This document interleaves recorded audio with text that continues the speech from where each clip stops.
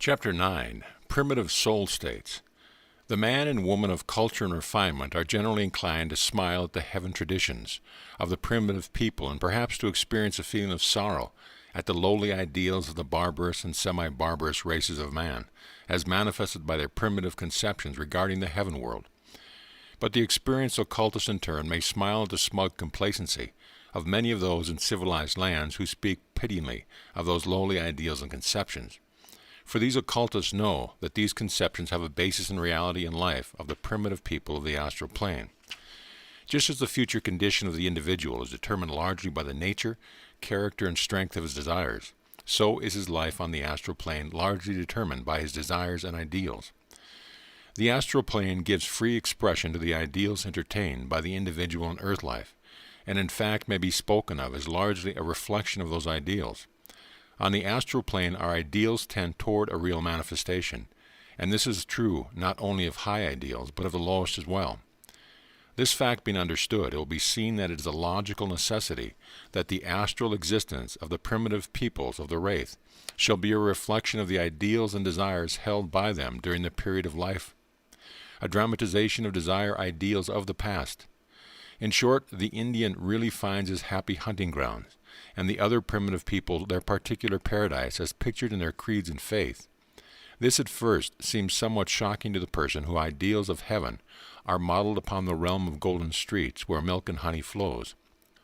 But a little thought will show that the conception of the golden streets is but a little higher in the scale than that of the happy hunting ground, for it is purely material and reflects the ideals of a race whose desires are for glittering and costly things. If one will but consider the emotional and intellectual nature of the primitive person, he will see that to surround such a soul with an environment of the cultured, civilized person would be to render him very unhappy. In fact, such a heaven would to him seem like a hell. One has to put to image a savage in earth life placed in a palace with a surrounding fitted to the ideals of the person of high culture and refinement to realize just how miserable the savage would really be. The same thing holds true on the astral plane. Nature is kind to the savage as well as to the cultured person, and furnishes him with the environment in which he will feel the most at home, and in which he will find the greatest opportunity for self-expression. This does not mean that on the astral plane there are elaborately arranged series of scenery and surrounding fitted for the taste of each and every kind of soul. On the contrary, there is no such stage setting whatsoever. Here is the secret. There is no scenery on the astral plane except that furnished by the thought forms of the souls inhabiting it. Each soul carries his own set of scenery with it in his imaginative faculties of the mind. It follows, of course, that many souls of the same general ideas and tastes inhabiting the same subplane will carry the same mental scenery with them. And as the power of thought transference is manifested strongly in the astral plane, each soul affects the general scenery of the others. In fact, the scenery of each subplane, or division thereof, represents the composite ideas and mental images of those inhabiting it.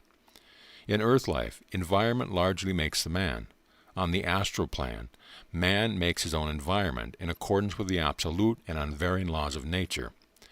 The Indian, during the short period of his sojourn on the astral plane, finds himself surrounded by all that makes life pleasant and harmonious for him.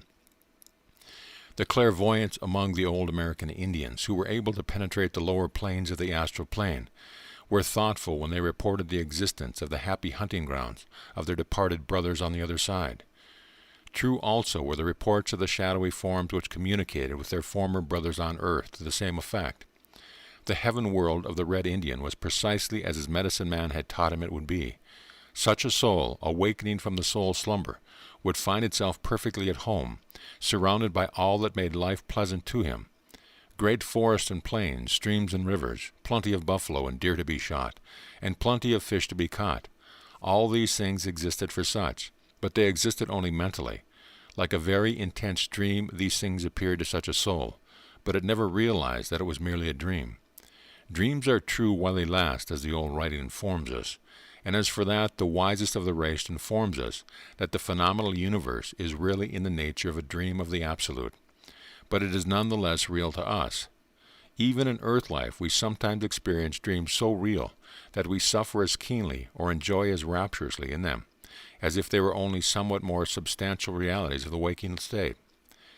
Those who have made a study of the subject inform us that among all races of men, there are many reports of clairvoyants, seers, dreamers, and communicators, which departed souls, who assert positively the existence of heavens in exact accordance with the religious teachings of their tribe or race. No matter how crude and barbarous these conceptions may appear to one of a more cultured faith, it is very easy to dismiss these reports either as pure invention or dreams of the priest. But closer examination will reveal the fact that there is a striking basic unity among them. They all agree on the fundamental points, although they differ as to the details. The occultist knows that these reports are all truthful so far as they go, and have been based on actual psychic experience of certain members of the tribe of people. Although they differ greatly in details, they agree in fundamentals and are all based on truth. A little consideration on the nature of the astral phenomena, as we have stated, will explain the matter. These primitive souls spend a brief existence on the lower astral planes, to which they have been attached and develop newer and fuller ideals and desires, which will blossom and bear fruit in their next earth incarnation. Moreover, they wear out and outlive certain of their lower desires and ideals, and in this way make way for the spiritual evolution, which is ever seeking to unfold on the astral. Serves to unfold these souls a little, only a very little, it is true, but every little is a gain. Moreover, as the astral life, and usually the earth life, of the savage is comparatively brief, these souls really make considerable progress in a given space of time. They may live 100 earth lives in the corresponding astral life, while a more highly developed soul is earning its spiritual rest on the higher astral plane. Compensation and equity is found here, as elsewhere in the life process. One of the greatest gains of the savage soul on the astral plane is that of the development of comradeship and fellow feeling. This is caused by the reunion of the soul with its friends on earth life and the joy felt thereof. Moreover, the animosities of earth life are softened by the nature of the life on the astral. For with the bounteous supply of all that the savage soul craves, there is far less opportunity for jealousy and rivalry than on earth. And accordingly hate is stilled, and comradeship and elementary friendship, the budding of universal love, are encouraged. Each trip to the astral plane burns out a little more of the lower nature and awakens a little more of the higher. Otherwise, there would be no progress for the race in repeated lives. Each soul, no matter how undeveloped it may be, learns a little more of that feeling of unity and oneness each time it is relieved of the stress of the physical body, so that we may see that even in these crude heavens of the primitive people, there is the opportunity and the certainty of progress. Happiness begets love, and the soul responds to the stimulus. The primitive soul abides but a short time on the astral plane to which it is attached. It soon wears out its limited opportunity for expression, although to the soul itself eternity seemed to have been passed. It soon feels the drowsiness of the sleep, which precedes rebirth overtaking it, and falling into a state of coma, it awakes the attraction of karma, which shortly leads it into a new body, to again study the lesson of life, and to live and outlive that which it finds within itself.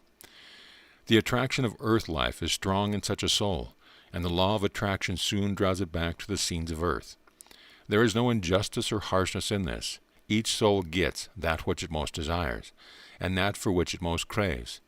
The law of compensation is in full force here as elsewhere, and eternal justice reigns. All is well, even with such lowly souls, and they are all on the path. End of chapter.